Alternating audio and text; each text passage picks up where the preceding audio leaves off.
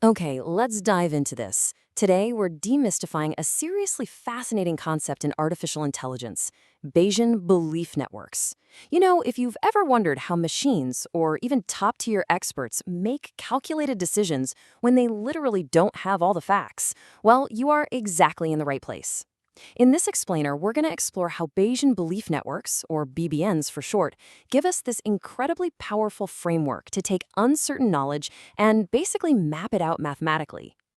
To really get why this matters, just imagine a doctor trying to diagnose a patient. The patient has a fever, but let's be real, symptoms almost never directly point to one specific, undeniable disease, right?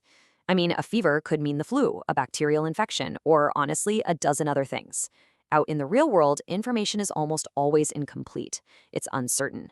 So we absolutely need a way to mathematically represent these fuzzy, uncertain relationships between diseases, symptoms, and other factors so we can actually make the most accurate decision possible.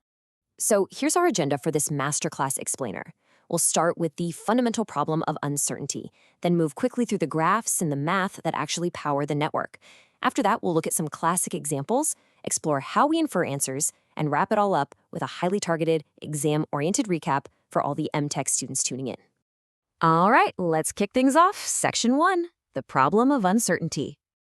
To see why this is absolutely crucial, we really have to recognize why simple true or false logic completely fails us in the real world.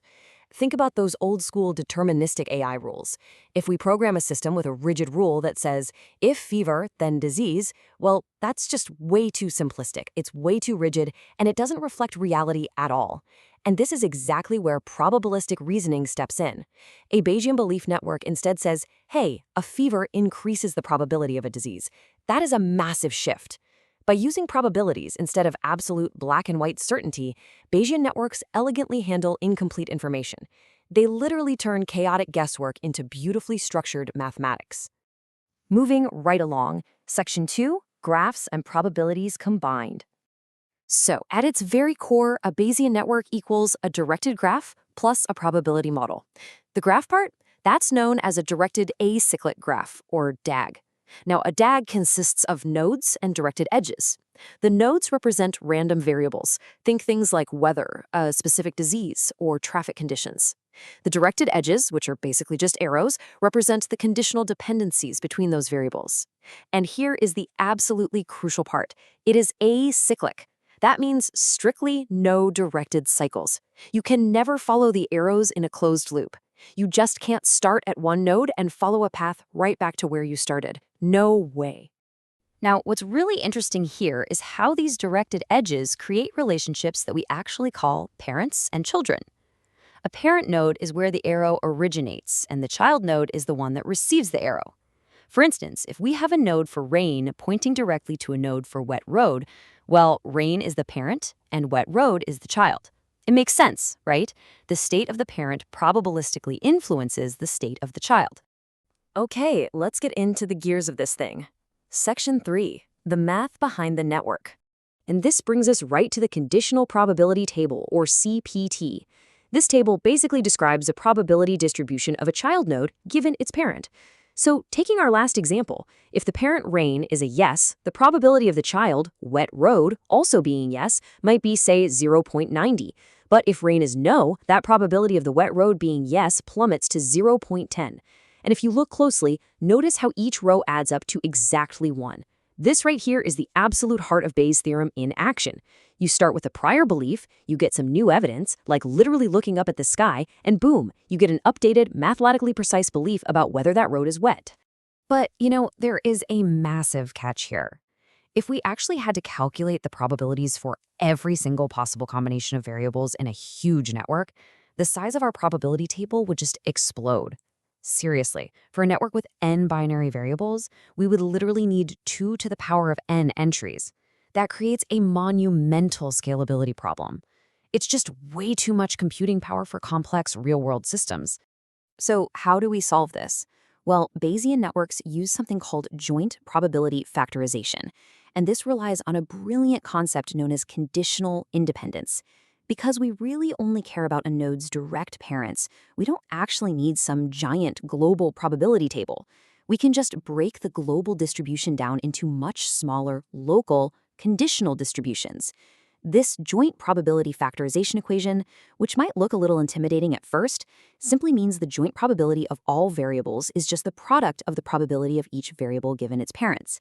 This exploits that conditional independence and drastically reduces the mathematical complexity. Let's ground this in reality. Section 4. Real-world BBN examples. And this brilliantly illustrates exactly how this works in practice. A medical diagnosis network. Here, disease is our single-parent node. The presence of that disease influences 3 totally separate child nodes: fever, cough, and fatigue. Now, while a fever and a cough might naturally seem dependent on each other to us, once we actually know the state of the parent node, the disease itself, those symptoms become conditionally independent within our model. And that simplifies our probabilistic reasoning immensely. It's a total game changer. Let's look at another famous one. This is the classic alarm network. Imagine a standard home alarm system. The alarm node here has 2 independent parents, a burglary or an earthquake. Both of those events can independently trigger the alarm, right?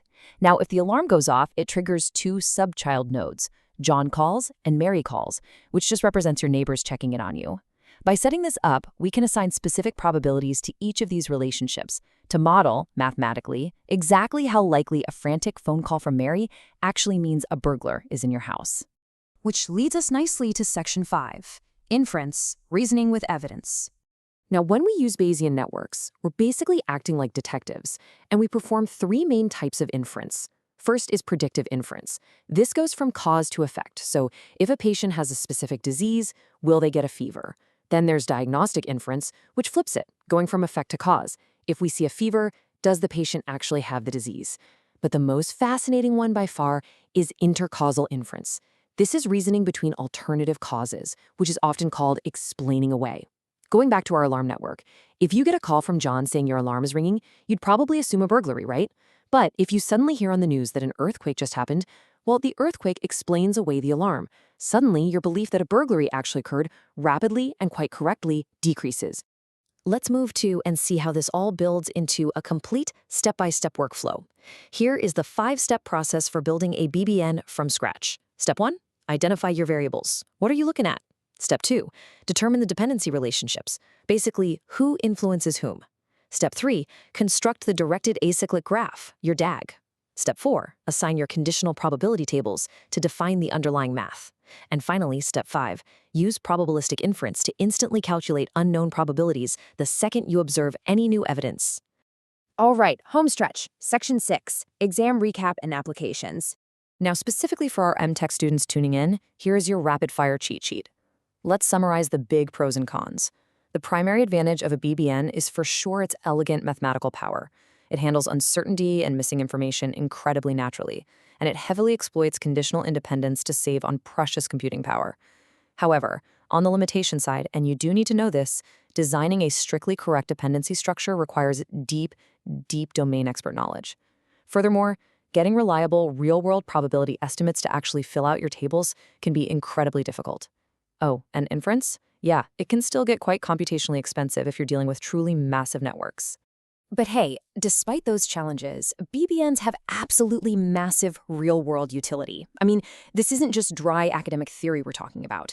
Bayesian networks are literally the backbone of modern medical diagnosis and fault diagnosis in heavy industrial machinery. They power the spam detection, filtering out junk in your inbox, complex cybersecurity threat analysis, risk modeling in finance, modern weather prediction, and tons of broader AI decision support systems.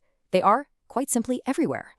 So if you need the absolute perfect, technically accurate blueprint for a long answer exam response, you're going to want to memorize this exact definition. A Bayesian Belief Network is a probabilistic graphical model that represents a set of random variables and their conditional dependencies using a directed acyclic graph, where each node represents a variable, and each node is associated with a probability distribution conditioned on its parent nodes. Write that down. Which really leaves us with just one final lingering thought. Bayesian belief networks take the completely unpredictable chaos of our real world and magically turn it into structured, calculated probability. By allowing us to instantly update our core beliefs the very moment new evidence arrives, they basically give us a superpower in decision-making. So, looking at your own work, your own daily challenges, how will Bayesian reasoning change the way you make decisions under uncertainty? Take this framework, apply it, and just see what you can build. Thanks so much for joining me for